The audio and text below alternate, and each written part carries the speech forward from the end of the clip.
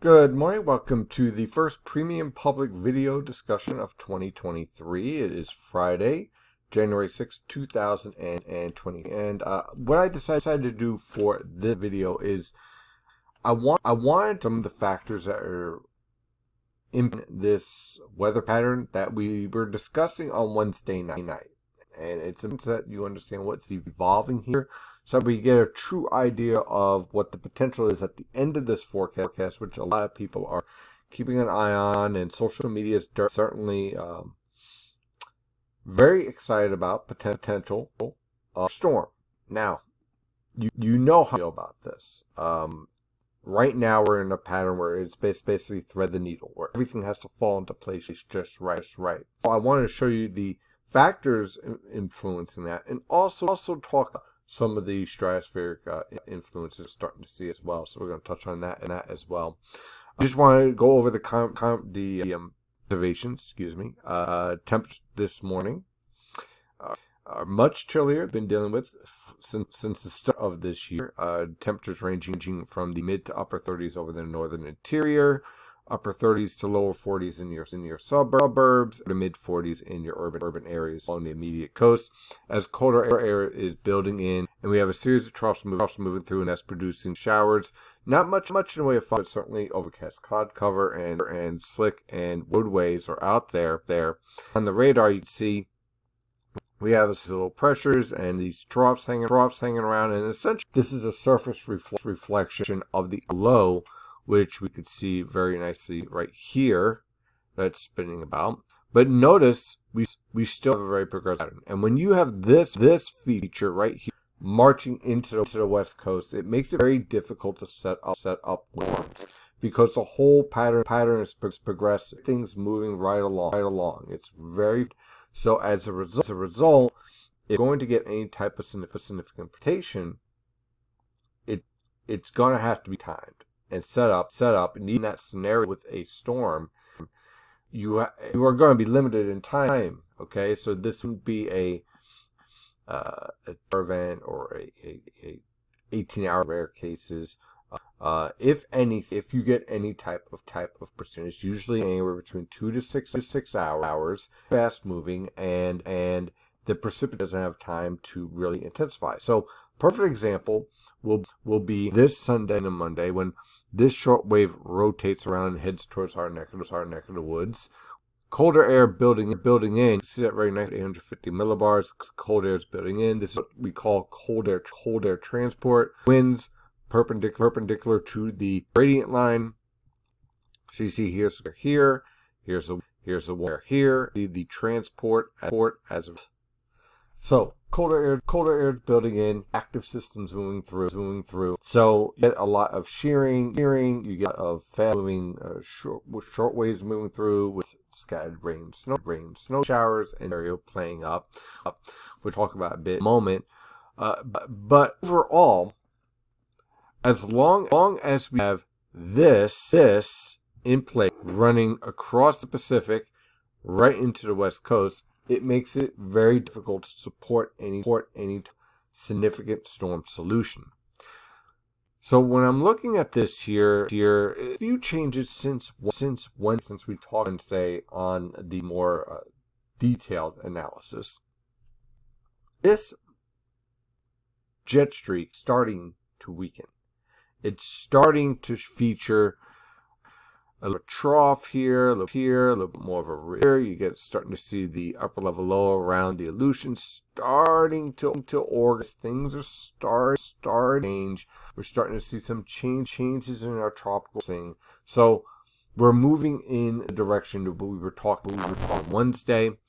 And in terms of stratospheric influences, the model guidance has started to become far more aggressive. The European weeklies yesterday came out with far more support for disruption of the polar vortex as we head towards the end of this into February. You're starting to see a greater influence of stratospheric warming here. Now, this stretching of the polar vortex, you're seeing that on the GFS ensembles. You're seeing this on pull this up real fast on the European guidance. Let's pull this the heights up. See it very nicely starting to show up. You're seeing this on the GFS. Up to about 10 days. That setup. So this stretching here indicates the polar jet stream is going to become more amplified as we move forward. Okay, there's usually a lag about 3 to 7 days when you start to see this start to take. And in terms of stratospheric warming impacts, usually takes anywhere between I'd say 1 to 2 weeks to start to show up in the 500 millibar path. So what you're looking for, a major stratospheric warming event, if you actually achieve that, and let's pull that up here on the and show you at 500 millibars, there is certainly support for stretching. At 10 millibars, you start to see that indication that something is starting to brew here. And then you go to the GFS, and you can see again there's something trying to take off here towards the end of the month in terms of major stratospheric warming. But and I stress this. There's a lot here. How this evolves, how it takes shape. So what I would say is that the polar vortex is likely to start to weaken. We're likely to start to see stretching, and then we see if we get our stretching event. If that happens, then late January, we'll start to get a little. February will become very interesting around here if that takes shape. So if this actually is achieved. So that is the latest on the stratospheric warming, because I know a lot of people are keeping on that. Now, as far as our weather pattern over the next couple of days, we'll use the European guidance here. As the GFS is having some issues with feedback with some of the 500 millibar shortwave, but the European isn't perfect either, but it's a little bit closer. So we have our first short marches through Sunday night into Monday, and it has enough lifting for Genesis to some rain and snow showers. Not a significant event. Trace maybe up to 2 inches on surfaces. There marginal cold air in place. So in this scenario, like here is rain showers passing through, snow on the grass. You want to have some of your side roads protected, maybe fine. But certainly little shortwave, fast moving.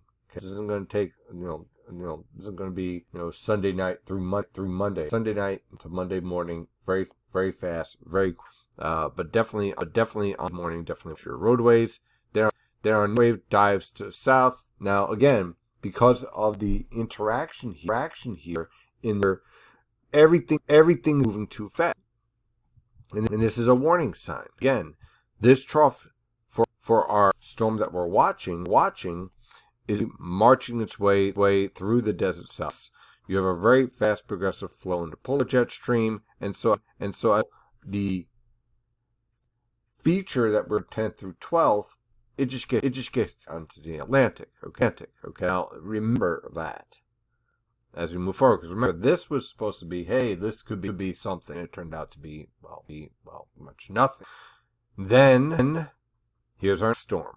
Now, at this point, the polar jet stream starts more amplified. So does the subtropical stream. This is a bit questionable whether or not we get this upper level low to dive south like this.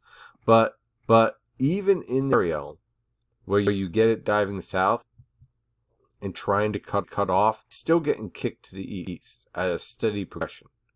So this is not a scenario again where you could just sit up an upper level, just sit there and spin, and it's moving. And in this position, it would support a lot of your precipitation towards the southern Atlantic and southeast. And because of the nature of the stream in this depiction, I say this depiction because we've had several different depictions of this scenario as we moved on over the past couple of weeks. Days. So in this scenario, look, all the cold air is locked up, and essentially, if you're going to produce any cold associated with this upper level low. Now, to be fair, guidance 12 hours ago was a bit colder. So we'll have to wait and see how this evolves over the next several days. We're in the 7 to 10 day period of this threat. And I should note that in the ensemble guidance, again, because of the nature of our pattern we're in, the progressive nature, again, let me just go back here and show you. There's a ridge that amplifies just right, and then east. So what does that do to the storm? Well, notice now we're starting to see a lot of the ensemble guidance focus either well out into the Atlantic, which means no impact, or a perfect. So I don't see this really. There's very limited support for this tracking coast if it should develop as expected. But there's a focus either a perfect storm track, very fast moving, or well out into the Atlantic, features well out into the Atlantic, can this out. So I just want to give you an idea. I know there's going to be a lot of posts out there saying, "Hey, this could be. It has great potential." But understand what we're in. We don't have any high blocking to the north in the Atlantic. We have a very progressive pattern. We have limited air. Those three factors. Well, let's just say I wouldn't be betting my life savings on a winter storm in this setup. Is it possible? Yes. Would I, be enthusiastic of potential? Not really. You know me, I love snow, So let's talk about this forecast. For today, we'll be dealing with rain and snow showers. Temperature will be rising into the lower to mid 40s for tonight into tomorrow morning. Look for scattered cloud with a few rain and snow around the region. Low temperatures from the mid to upper 20s over the northern interior, upper 20s to lower 30s along the coast. For tomorrow afternoon, look at cloud cover again with troughs hanging around. Can't a pesky rain or snow shower. High temperature range from the mid 30s over the northern interior, lower to mid 40s along. On Sunday, look for scattered cloud in the morning, followed by increasing clouds in the afternoon. Temperatures will range from the lower to mid 20s over the northern interior, upper 20s along the coast. High temperatures are from the mid to upper 30s. Now we're going to have a low pressure system pass through on Sunday evening into early morning, and that's going to produce some rain and snows. Right now, I like the idea of a trace to two. I want to get a little bit better data with the NAM guidance, just to fine tune this forecast, and then I'll probably put out a snow map for the public by the time we get to tomorrow morning or tomorrow. We'll see how that data plays out. But this is not a major event in any way, shape, or form. What is a bit of a nuisance that could be an issue for on Monday morning as you head back to work. Now on Monday, the rain and snow showers exit, followed by cloud cover by the afternoon. Look for low temperatures to range from the lower to mid 30s, high range from the upper 30s to 40s.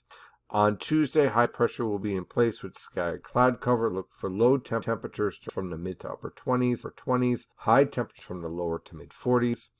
On Wednesday, high pressure will remain clear skies to scattered cloud cover. Low range from the upper 20s to lower 30s. High temperatures will range from the lower to mid 30s over the interior, upper 40s in your suburbs, and lower to mid 40s along this. On Thursday, high pressure will start to give way with scattered cloud cover expected. Chilly though. Look for low temperatures to range from the lower to mid in the northern interior, upper teens to lower 20s along the coast. High temperatures will range from the lower to mid 20s over the interior, upper 20s to lower 30s along the coast. And on Friday, Arctic cold will be diving south while our low pressure system along the Gulf Coast organizes.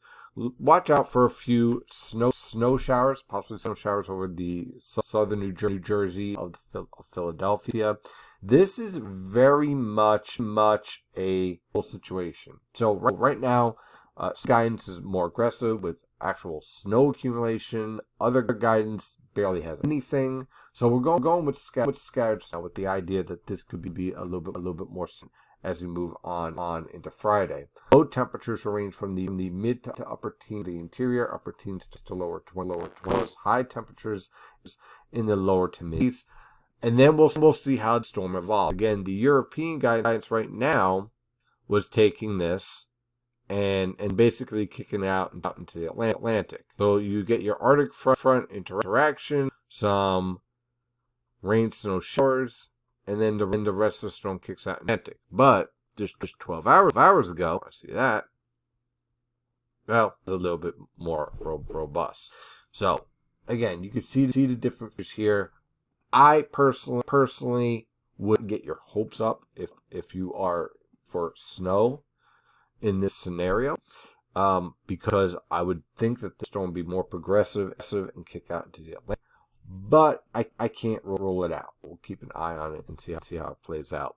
As your forecast discussion for today, have a wonderful day, have a wonderful weekend, and as always, stay safe out there.